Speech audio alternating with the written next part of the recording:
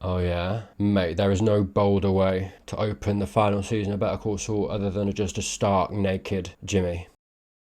I've got that tie! The yellow and the blue one? Sorry, I should not find this so therapeutic, but I do.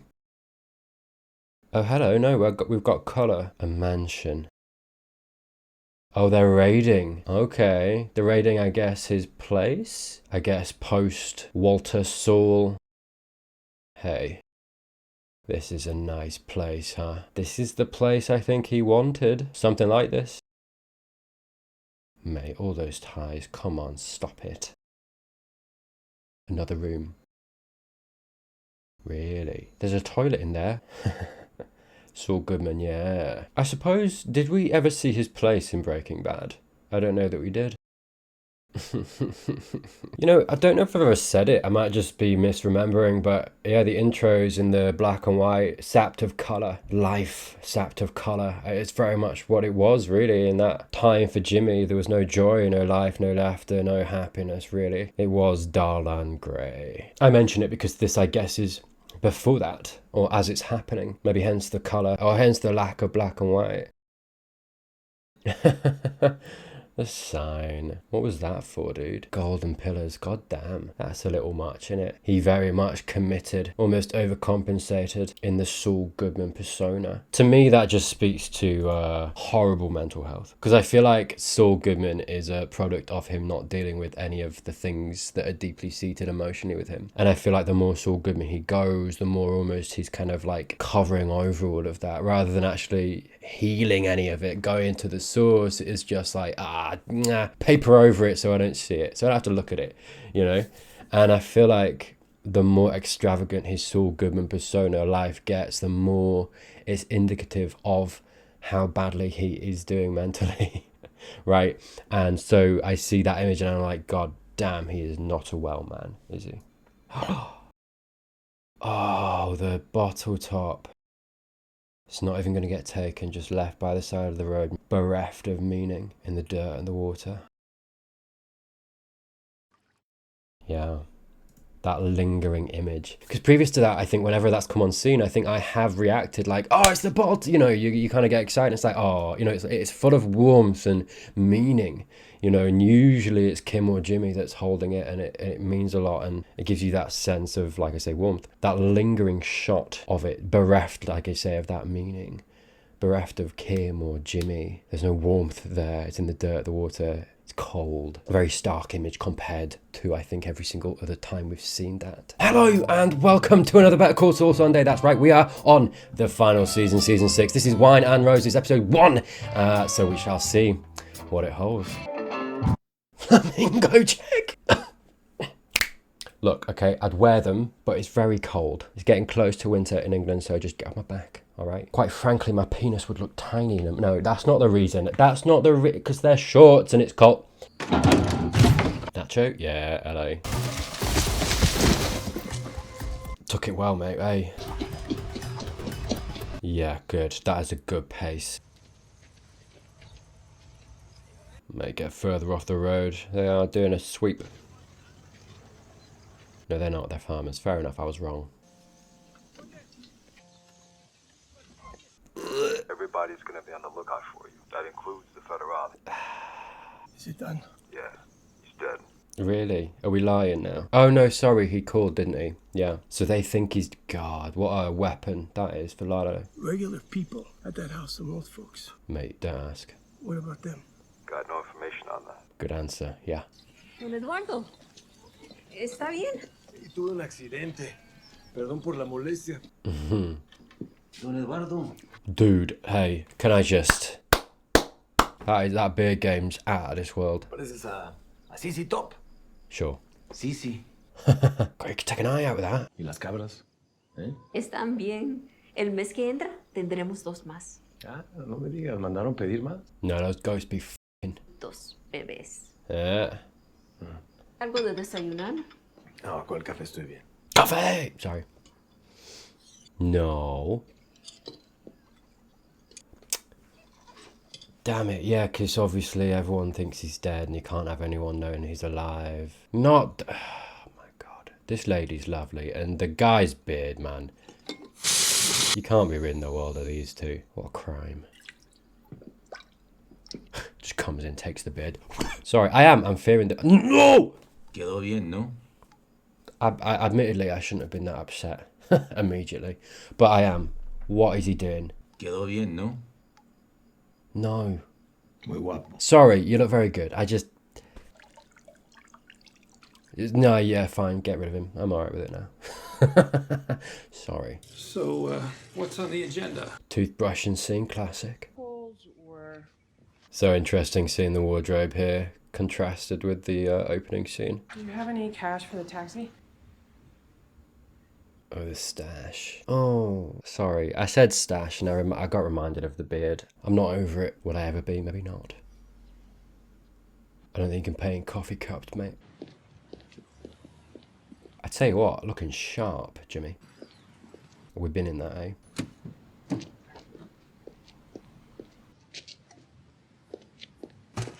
Oh. That was a good shot. That's a fair distance away, dude. What can she not do? They love their ant shots, don't they? Hello, boys. Is that the clumsy one? I don't think that was on purpose, was it?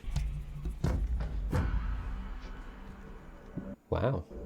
Actually looks oh god. Fair enough. I was gonna say scared. Actually horrified. That's what it takes, eh? I would not want to be the cop who has to take that off, as you know. The guy, I wasn't finished. Yeah. Good morning, Don Juan. Lalo Salamanca is dead. By the way, I love how, sorry, just a small note, but I love how Gus answered the phone. There was like a moment where he kind of braced himself for answering, and it was very normal. There was no allusion as to knowledge of what has happened. Sangre por sangre. Yes, that is the Salamanca way. Blood for blood, is that what that is? Ignacio Varga is a rat. Don Eladio has put a price on his head. Damn. When Varga's found, we'll know who he was working for. Not really a good rat for you, is it, if everyone else knows he is? It's not good for Nacho. You must be careful, Gustavo. This is a dangerous time. Wow. Owen is above suspicion. I understand. I mean, you're talking to him like that. I mean, he seems above suspicion. Kind of crazy. But they got Salamanca. The mercenaries Mm-hmm. are dead. To a man. Yeah. And yet, their mission was a It doesn't quite add up, does it? It has been known to happen. I could go down there and get Varga, bring him home safe. Bless you, mate. There's ways to do it on the quiet. You're on your own, mate. Speak your mind. Nice. Loyalty goes both ways. Yeah, we're still on this, eh? Varga's done everything you asked him. He wasn't given a choice. Maybe so, but he played a tough game. Yeah. And he played it on the square. Oh, is this the same room where he met Walter? The kid deserves your respect. He has it. Nice. I can't remember if I've mentioned this before, but it struck me as I was watching this that Gus respects Mike so fully because I think he sees them as the same. Mike has always had this derision for what Gus does. We saw that last season and the way Gus had to bring Mike round. I think Gus perceives on some level the job he does in the same way that Mike does. It's dirty work. And he hates it. He's simply doing it because it makes him a chameleon. This way he's able to angle himself just right for the revenge his soul craves. I think it's why he's so interesting. And you can see aspects of a good man in him through both Breaking Bad and Better Call Saul. It also explains this intense kinship Mike and he have. They're both forwarding something they don't like for reasons that justify it to themselves. It doesn't make them good men, but it keeps them on this bad choice road so firmly together. You good? So good, mate. God damn it. I had one shot and I messed it up. No. Donald. Sorry. I know it's a bit fresh. Detective! Brunch? But just you and me, right? I mean, won't the big fella here feel like a third wheel? I think the family was fake. Slander. Hold on, you guys got caught with your pants around your ankles and somehow that's on me? Yeah, go on the attack, why not? And it's my fault you can't keep track of Lalo? Who's Lalo? No. Oh, God. Oh. Until then? I get it. He was very frustrated. He's just giving it to him. Oh, my God. But, like, he's right as well. Like, he's just a lawyer. He's got deniability. You know, this isn't his job. Oh, man, that's painful as that. Almost as painful as the beard. It was so glorious. Yeah. Now that I'm watching it back and having caught the shot of Marco's ring before this scene, I'm starting to suspect that Jimmy did that on purpose. To his mind, Lalo is meant to be out of the picture as per Mike's words, but I wouldn't put it past Jimmy doing this as a safety measure just in case, in the hope that they find him and put him away. I suppose time will tell. El Camino. Hello. Nice threads. Thanks. Good grades. Works 2 jobs. Friend.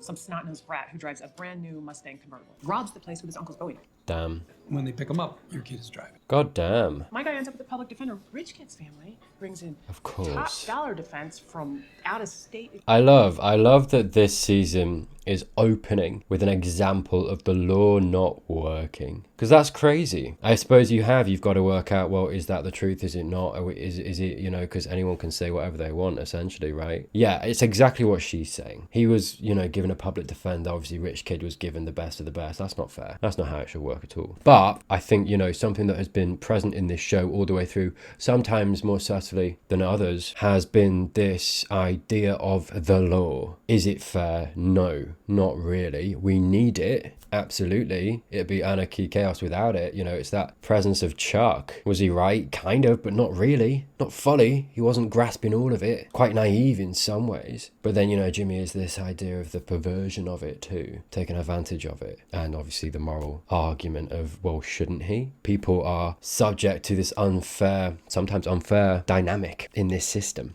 that can be exploited. But anyway, sorry, like I say, so sometimes been told quite subtly in the show, the writers leaving no room for doubt. They're very much throwing it in your face, here, look. And I wonder if they're going to do something with that this season. Explore that a little bit more deeply. And they're trying to dump the whole thing on my guy. Of course they are. This was really good. Have some.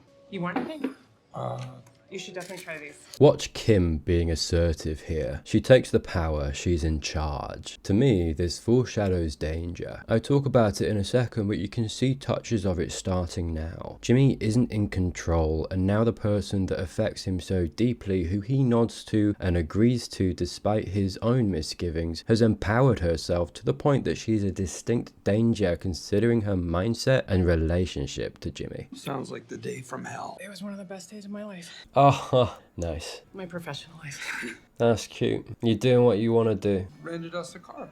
So Saul Goodman drives a brown Ford Taurus. Don't you think Saul Goodman would drive something with a little more flair? Don't give him ideas. Stop it. No, you got to be under the radar, man. And Saul Goodman has an office. This isn't good. This is something...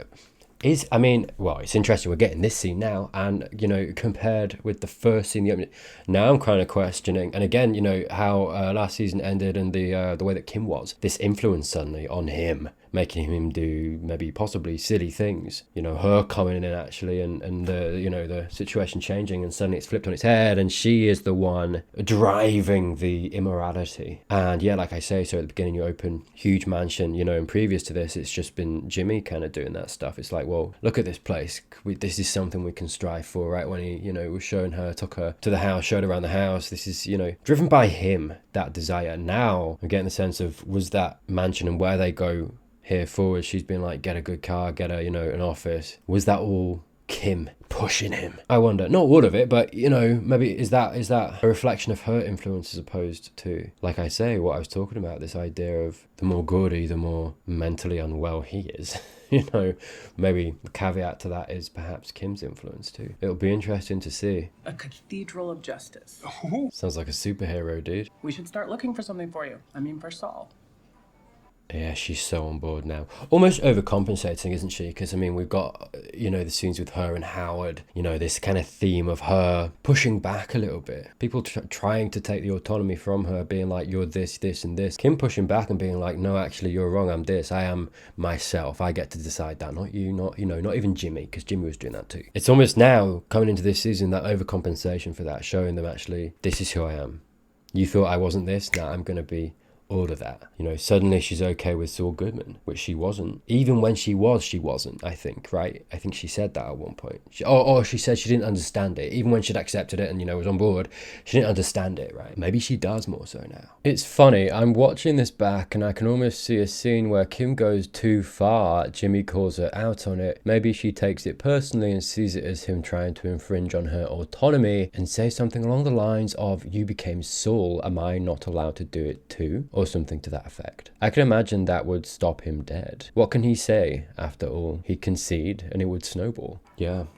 Because that's not a wise move. I'm thinking back to Gus in Breaking Bad. He was so hard to catch because he was so understated. The car he drove being a big one, I remember. It was so hard to identify him as who he was. I was thinking about our first move on the Howard front. Right, so we're on for that. Okay, of course we are. And leave him standing. Bruised Right. maybe, but still standing. Maybe we start with Cliff, Maine. Not Cliff. So, Jimmy, push back. we're doing that? Right. I thought we were, aren't we? I don't think you decided. You just kept talking about it, mate. You should say. I didn't say that. God, Jimmy. Did you decide on anything? Mate, hopefully not. The Howard thing. What were you thinking? I mean, sure, this is good. Have a conversation. You sure? What's the harm in listening? Uh-huh. I mean, that's where it starts, eh? It has to be paced right. We move too fast, they'll see us coming. Doesn't have to stand up in court, but there has to be a reason for everything. Yeah, she's very much taking on Jimmy's role. We're doing it. Of course. Sorry, I thought that conversation led immediately to sex. I'm sorry. That's on me. That is, yeah, fair.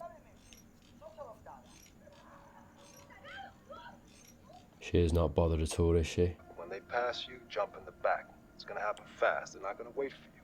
Oh, god damn. I was going to say just like chill for a couple of days. Take a load off, do you know what I mean? Lottie will put a price in your head. God damn. How much? But this is I'm so stressed now. I'm like, when do I look for the truck, you know? Your marble's gonna run off the track. When it's finished, it'll work. Yeah, pipe down, Mikey. May I please have some more lemonade? No. Please, Pop Pop. All right, one more, and that's it. Mate, you crack so quick. Bless him for it, hey. So nacho. Right. He did say there was a way to do it quietly. I wonder if he'll go in. They're on the 4th hole. Ugh, golf. You gotta teach me to play golf. A lawyer should be able to play golf. Anytime. Lawyers just love a hole, eh? Sorry, that was rude. If you'll follow me to the members' lounge. This place is chic. God damn. You can just tell by the way these guys walk in. Great to meet you, Mr. Goodman. I think you'll find that's good, mate. The coffee here is just unbeatable.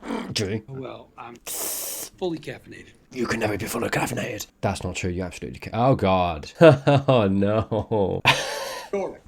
Can I have a second? Yikes. Scupper in the plans is this, isn't it? Where's your belt? That, in fact, we have a 2-year waiting list. My God. At that point, you might as well just say, he was talking you. Sorry, this guy's just working. He's caught between a rock and a hard place. Kevin! Go up to him. Why not? Hey, in for a penny. Yes. So I understand. You were gonna give me a tour. He's going to call him out. We have a waiting list. This doesn't really add. do you know, like, look, I kind of support this because I'm like, that was only because it was so obvious. It was so obvious. At the same time, again, this guy's just working. He's just doing his job. He doesn't want to reject you, man. Kevin's the guy who you got to take it out on. Anti-Semitism alive and well right here in Albuquerque. That's what we're going with. That's gotta be the biggest load of horse crap I've ever heard in my life. Let's get into it. What are you up to anyway? Ginning up another one of your put-up job lawsuits, you two-faced blackmailing. He's actually spot on, isn't he? Here it is, violence. It always comes to this. I wouldn't be a member here. Wow, that is below the belt, Jimmy. My God. I want you to know I don't blame you personally. I know you were just following orders. That's a solid poo, is that, mate? Yeah, damn, you are prepping for a big one. I've been there. Yeah. Yeah, you gotta catch it, mate. I'm telling you, it softens the blow. Do you know what I mean? If you get a little bit shy. I'll be honest, I'm not one of those people. It's all or nothing. Did it really happen if it didn't splash? Do you know what I mean? I should probably get off the poo thing, yeah. Damn. Okay. Oh. Go, go, go. Of course he's not aborting. He's nearly there. Come on. Sorry, I just gotta get involved now. This is all gonna be bad. I know it is, but we're locked in. Yeah, power move.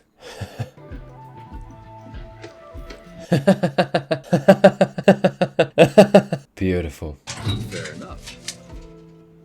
Oh, that's all they were doing, huh? This can't be. To sow. Sure looks like it. Starting with Cliff. Where did it come from? Didn't it just fall out of your locker? Planting the seed. Interesting. You don't think one of the members could have? Maybe somebody on staff. He's because I mean already we've had the girls in the restaurant, right? Planting that seed in Cliff's mind too. So we're dismantling Howard as a character, so that whenever they say or do what they're gonna do, they need to be able to discredit him, right? God damn it, he doesn't deserve that. What if they figure out it's baby powder? Why would they? They won't. They would never try it, test it. Maybe this was all too subtle. Nope. Probably. Not too subtle. Yeah, probably just subtle enough. Oh God. Mate, it feels like a final season, doesn't it? Everything's happening. Lalo is primed to destroy everything. Jimmy and Kim going hard at Howard. Across the border. Nobody's waiting for you, big stuff. Wow. Be nice. Hey, he's gonna be happy, isn't he? Tío. Tío, ¿me escucha? ¿Reconoce mi voz? He has such a weapon. Yeah, he knows it too. Look at that face. Los voy a lastimar como usted me dijo y después lo voy a matar, tío. Oh no. I'm kind of interested to see what they do with this story though, because we know how this goes, or at least we think we do, right? Gus doesn't die. We know how that happens if you've seen Breaking Bad. Because this is the thing. And this is what makes me so excited for this story beat, because I know that the show and the writers are good enough that they will know that. You know, it's prequel syndrome, right? You can't, it's so hard sometimes to surprise people if you're telling a prequel of a story you know, because you know obviously where those characters go, whether they die or don't die, and if they don't die, how do you, you know, inject some tension and some stakes into it if, you know, in this prequel they're in a situation where, you know, it's this big thing of like, okay, they're gonna die, well, we know they're not, you're right, you know, you know it already. And so with this story, they're gonna have to do something else to actually inject it with, you know, like, and look, there is that on its own, you know, seeing him come and coming with this vengeful wrath, there is something inherently exciting about that just because of who he is as a character, right? And it's going to be fun whatever happens, again, because of who he is as a character, right? At the same time, any intrigue and interest with this story beat, I know how this story beat goes and ends. I mean, this is the thing, the only quantity in this mix that is unknown is Lalo. I don't know how he dies, if he dies, when he dies. Gus we know, Hector we know. So somewhere in that mix, they're going to have to do something to inject interest and intrigue to avoid that prequel syndrome. And like I say, because I have faith in them, I'm excited to see what that is, how they do that. ¿Prueba? ¿Prueba es lo que quiere decir? Anda siguiendo a sus hombres y no encontré nada. Her hand and knees must be aching. Bless her. Sí hay una prueba. Y sé dónde encontrarla. Nacho? We shall see. I changed my mind. I'm not going. And you give me back my money. I told you. Be nice. Gunshots. Yeah.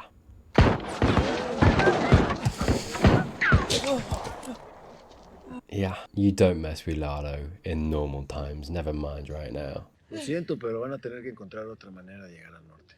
Abuela, usted encárguese que todos reciban su dinero. Bless him. God.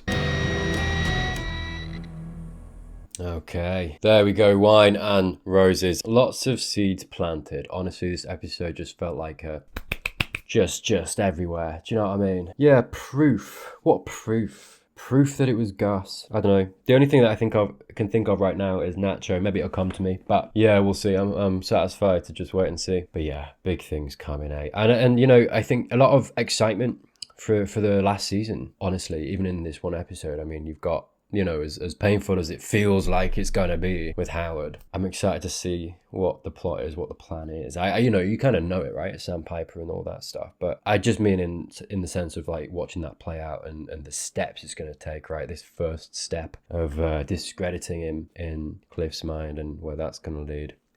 Yeah, it's going to be interesting. And then, like I say, Lalo and the plot line that he's in right now and the inherent lack of intrigue.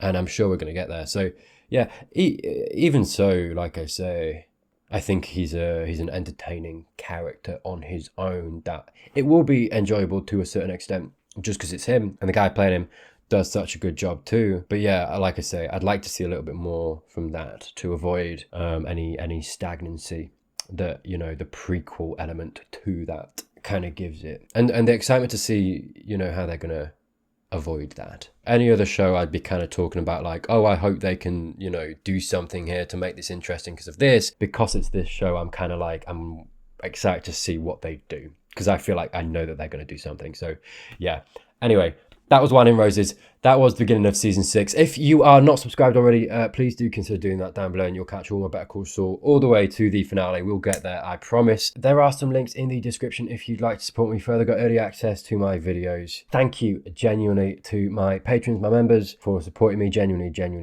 just thank you for your support. That's it from me. If you want a bit more, fancy clicking on either of these videos, please do that. That helps me out a great deal. Other than that, I hope you have a great week. I hope you have a great day. I'll see you soon.